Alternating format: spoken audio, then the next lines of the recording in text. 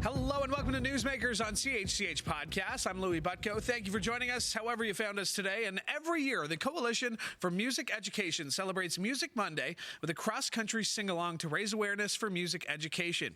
The annual event celebrates the unifying power of music as thousands of Canadians join in singing and performing the Music Monday anthem at their schools and other community events. This year, the song selected was Hold On by the iconic Canadian rock band Triumph. And on today's show, very pleased to be joined by vocalist and guitarist Rik Emmett of Triumph. Thank you for coming in, sir. Hey, you're welcome. It's my pleasure. Thanks for, because this is really cool. Tell us how this came about. There's a lady that's the executive director of the organization, Stacy St. Clair, and I got an email. Now, I think they probably contacted the band first, Triumph, and that's more or less run by Gilmore, the drummer of the band. But one thing led to another. It was my song. Hold On was my song. Anyway, so they said, hey, they're thinking of doing this. Do you want? And I went, absolutely. It's a great thing. And of course, on so many levels. I mean, I was a music educator for years, teaching at the college level. My eldest daughter is a high school music teacher. So, I mean, this was a no-brainer, and it was just a lovely thing that the song was going to get this, And it's not just One Life. They get people to do arrangements of the song for choirs and bands and small ensembles and grade schools and high schools, and it's just amazing. This song specifically, too. I mean, really, it puts you on the map, first number one, but beyond what it did for your career, what it meant for you to put that onto vinyl. Like, what is it about this song that hits? Well, I mean, and because of this circumstance, I've been doing a lot of talking about this lately. So the stories that I'm telling, one of them was that when I wrote the tune, it was like 1978, 79. And it was the disco era. And when I had the guys in the studio, and there was a thing about Triumph where it was kind of the other two guys had started the band, and I was like the junior partner, came in after the fact. But I was the one that was kind of going, look, I'm going to push the envelope here musically. So we're in the studio, and that particular album, I think it was our third, I was saying to the guys, you're going to have to let me spread my wings a little bit. And they were going, oh, Rik, you're crazy, but we'll give it a shot. Yeah. And Hold On was a record where, like, there were things where we were in the studio, and I was saying to Gil, I just want you to give me 4 on the floor with your kick drum and play hi-hat, and I'm going to put disco stuff. And he was going, you're going to what?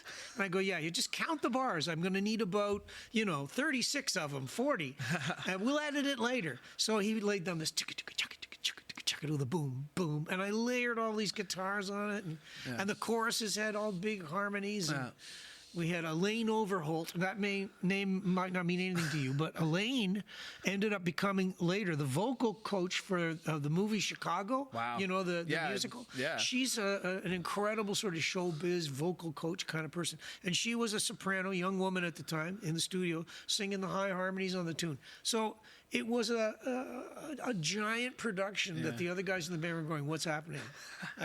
I'm not sure that this is a good idea, But here we are, 50 years later, and music teachers are going, hey, this is great. Yeah, I mean, just think of that, like the kid who's picking up this sheet of music to learn it right now, right? There's, like you said, like your daughter who's in a high school music class. This is being distributed throughout for thousands of people, like you said, for different arrangements.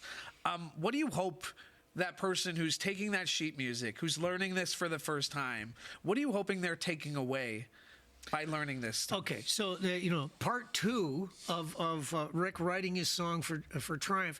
Here I am in a band. It's called itself Triumph. They had the name picked before I got in it, and but that song in particular, I think I've figured this out. Like those people that are out there in the seats. This is a song about sort of motivation and inspiration and self-help long before there was any, there was not a section in the bookstore for self-help. But I was going, I think this is that kind of a dynamic. And so now I think, okay, kids all across the country are going to get exposed to the idea of believing yourself, and holding on to your dreams is not a bad thing. Having them in the first place is essential.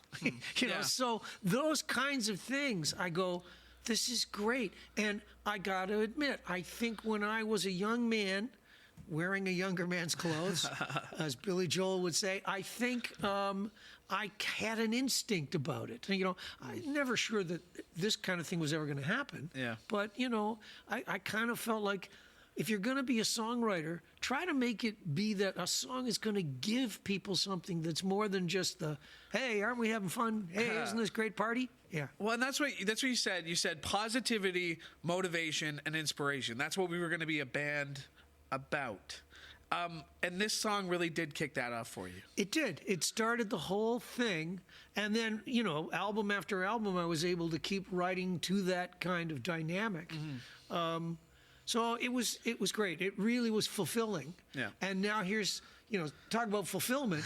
Here we are, you know, decades later, and, you know, somebody sends me a clip and it's kids in a Chatham school, a choir, and they're singing my tune. You know, I'm going, wow, you know, this is so great. We're sending emails like I re-recorded a version of the song in the Metalworks studio. Yeah. And they're getting people to do overdubs on it and play on it, and they're going to, eventually this is going to find its way to the public. But right now, the producer has roped in some friends of mine and a guy named Greg Wells, who's produced like Katy Perry and Adele, and like this guy is globally unbelievable producer-songwriter guy. Yeah. He's got a school out in Newfoundland that it's an old church that his dad had preached in, and he bought it, and then he turned it into the studio. And I said, and he renovated a church bell. Mm-hmm. And I said, okay, you got to put the church bell on the song. Yeah. So Greg goes, I'm in. Yeah, send me the stuff. I feel like I read that in the Globe and Mail. Was that featured in the? I think that was the whole thing. Yeah, I remember reading about this. Good. Atlantic little studio, this old church that's been revitalized. Yeah. And it you know. And there's something about a church. There is something about the acoustics of a church that can and really. You said coast to coast. Yeah. And at one point, I said to the people involved, I think I've got a connection for Newfoundland. Do you have any connections for BC or Vancouver Island? We got to get coast to coast. And they said, no, coast to coast to coast. Wow. And I said, yeah, Inuvik. Yeah, let's get somebody. Nunavut. Let's get it in. Yeah. Because they've been, the music for Coalition, the Coalition, excuse me, they've been doing this since 2005. They've gone through a lot of great songs. So again, just to be honored in the same category of getting to do this coast to coast, we're talking about the importance of music education. We are. You talked about it. You were a music educator yourself. It's in your blood, clearly, with what your daughter does. Where are we when it comes to music education? Can we be doing better? Is there things we can learn? Of course we can, always, you know. And these kinds of folks, they need money. And they need money to do a lot of different things, to be able to lobby at government levels and to fight the fights at boards of education where they're making less and less money available for music all the time. And it's very short-sighted because music is a therapeutic thing. It's a mind growth thing, so that if young kids are being exposed to it, if you're learning how to play in ensembles and you're learning how to cooperate, all of these kinds of things, it's as important as, you know, it's on some level. If I was a sports guy sitting here, people would say, oh, no, you can't cut sports out of school programs, you know. So it's not frivolous. Yeah. Music education is not. It's essential. You talked about that. I mean, being part of a team, being part of an ensemble, right? You are getting those lessons in life.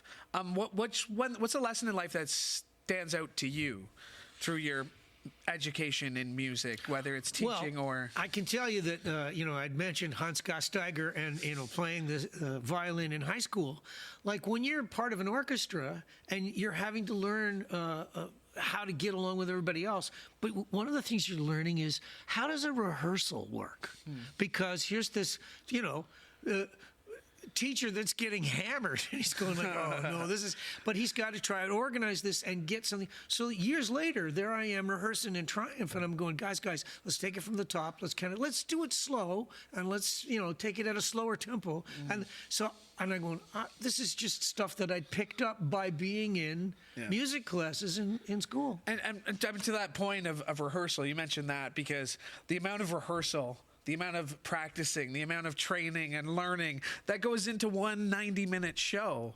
Yes. Like all that work for that little bit of performance, there's a lesson there too, right? Exactly. Yes, for sure. And there's something else that I want to mention along those lines, and that is that when I was a kid and I've got a guitar, no matter what was happening in my life, I was able to go back to my bedroom and sit, and I had a friend that was waiting for me. I would get out of it what I put into it, but it was a thing that was like a security blanket, and eventually in my life, it's this talisman, it's this, iconic thing. It's the sword of, Galadriel that you're holding up and going, see this, I'm a rock star. There's something about music and instruments and all of that stuff. When you get to sing a song in public, you're getting to sort of inhabit the song and become the song. And it's a great thing for a kid that's feeling left out of things, or a kid that hasn't got friends and stuff. The music gives them something that will then give them not just the world, the universe, because you can sing about the stars in the sky. Well, and it's something you said there stood out to me. It's what you get what you put out. Yeah. You get what you put in, excuse me. Yep. You can have some naturally God-given talent, know how to pick something up and play it, but if you're not going to put in the work, and I guess that comes into learning this too, right? This is to make this sound great. So come Monday, May 5th, when everybody is singing "Hold On," you gotta put in the work. It's not going to be just Monday, May 5th. That's the launch. That's the launch. But they're going to have it for a couple of years, and so there's going to be all kinds of great things that follow along. Yeah. I know my daughter is doing a thing for her school in sort of the middle of May, and unfortunately, I'm going to be on a boat going down the Danube. Okay. So I'm going to miss some of that. I did read something recently you had said where I think you had referenced you don't need the money and your ego doesn't need it, so you don't need to perform. When did that itch stop being scratched, or how do you satisfy that itch these days? Well, you talked about all the time it takes before you actually get to the 90 minutes. The thing about the 90 minutes is it's part of a 24-hour cycle, and you're doing planes, trains, automobiles, and in this case also boats. So that's the thing that kind of grinds you down. I got to the point where I was going, I'm getting a little old for this, and I don't really need it anymore. So I'm not sure I want to go through the grind. And I don't need the money. So why? Now, having said that, I got a new thing out, 10 Telecaster Tales, a book and a record, and I'm going to play 2 gigs. 3 gigs. I'm doing one in Collingwood, and then I'm doing 2 at the Redwood Theatre in Toronto. So it's like I book these things. I go, why am I doing this? Because I'm rehearsing now every day. And I'm going, well, yeah, you know what? I thought I'd left this behind. But I think there's an itch still. Yeah.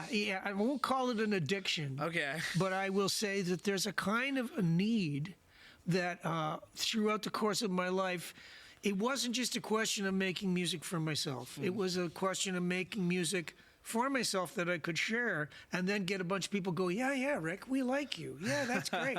And you kind of... You feed off that a little bit, right? You do get addicted to that. Yeah. No, well, listen, you can still put on a heck of a show. I got your book on my desk, laid on the line, your autobiography, which which came out. Yeah. That was recent. That was in the last year or so, right? It was, yeah. So, the new one's 10 Telecaster Tales. There we go. Yeah. There we go. Rick, I really appreciate you making the time Thanks, today. man. Louie, it's been great. Thank you. All right, Rik Emmett, my thanks to him.